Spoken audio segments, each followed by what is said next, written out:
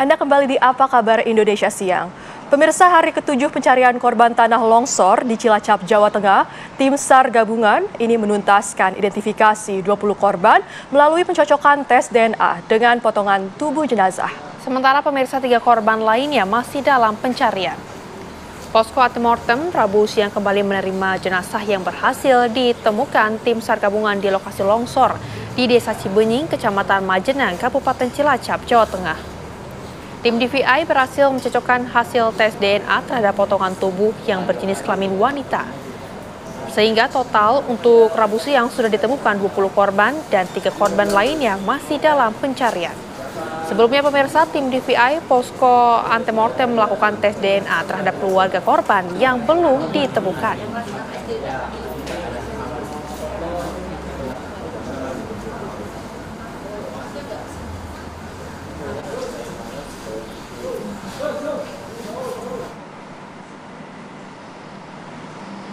Pemirsa, kini kita akan mengajak Anda untuk bergabung dengan rekan Ian Sutriana. Ian, bagaimana kemarin upaya pencarian? Apakah masih diperpanjang? Lalu seperti apa situasi saat ini? Silakan.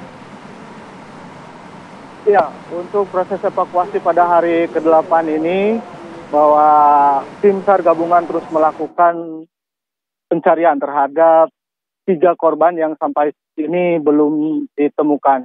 Untuk data korban yang belum ditemukan, ada Salsabila berusia 14 tahun yang di desa Cibuyut atau di sektor A1.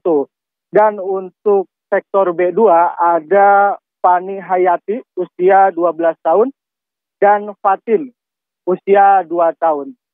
Untuk proses pencarian terhadap korban ini, tim SAR gabungan dari Basarnas, TNI, Polri, BPBD, relawan terfokus di 2 sektor, yaitu ada sektor B1 dan A1. Untuk sektor B1 sendiri diperkirakan ada 2 korban yang masih tertimbun oleh material longsor. Dan untuk 1A atau A1 ada 1 korban yang masih dalam pencarian.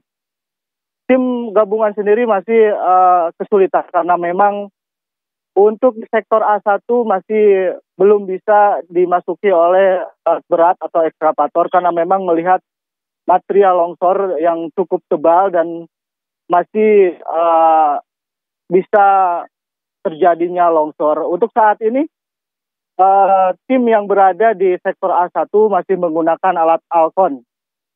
Begitu, Yasmin. Ya, Ian.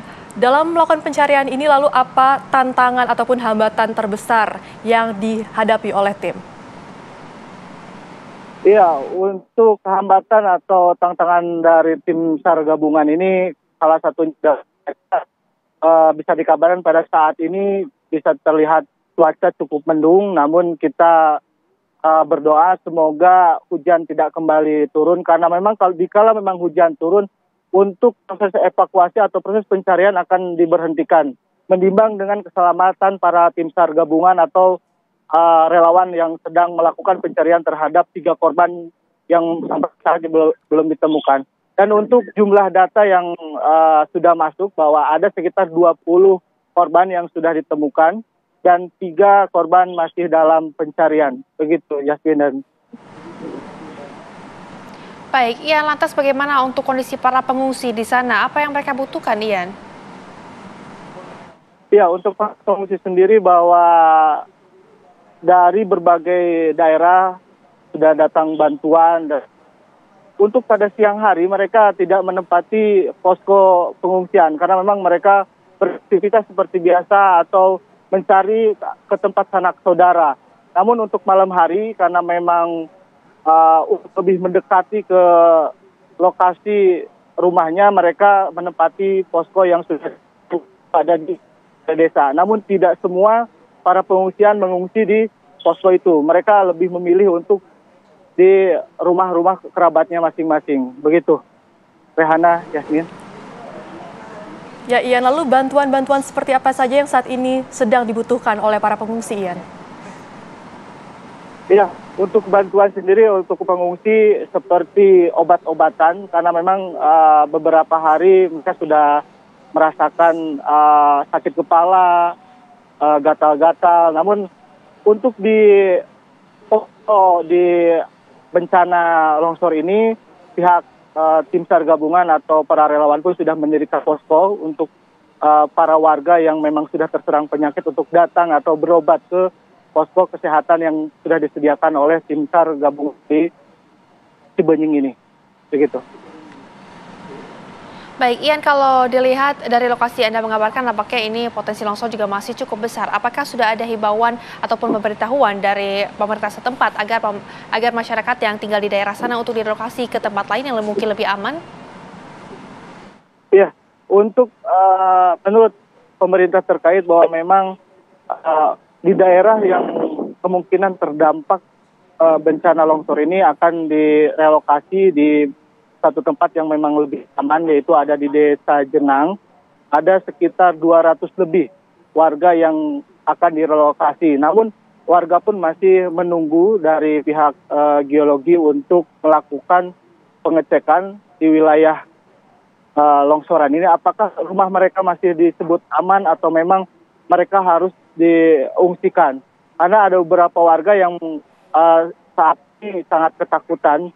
Apalagi kalau hujan turun, mereka langsung mencari tempat yang lebih aman. Namun ada beberapa warga pun masih bertahan di rumahnya masing-masing karena mereka merasa lebih aman begitu. Rana. Ya, Ian, lalu bagaimana dengan tanggapan warga dengan adanya wacana relokasi ini? Apakah mereka bersedia untuk direlokasi? Ya, untuk beberapa warga sendiri, mereka cukup berkenan untuk direlokasi karena memang sampai saat ini material longsor di kala hujan turun, material longsor terbawa dan sampai ke pesawahan, bahkan nyampe ke rumah-rumah warga. Hal itu sangat ditakutkan pada warga. Dan untuk 16 korban yang rumahnya rata dengan tanah, mereka akan cukup jauh, sekitar 2 km dari lokasi bencana longsor ini. Dan untuk warga sekitar yang memang terdampak, mereka pun harus beberapa warga mau untuk direlokasi karena memang adanya retak di mahkota longsoran yang menghantui para warga yang berada di sini. Begitu. Baik, terima kasih Ian Sutriana atas laporan Anda langsung dari lokasi. Selamat kembali bertugas, jaga kesehatan selalu dan juga jaga keselamatan di sana.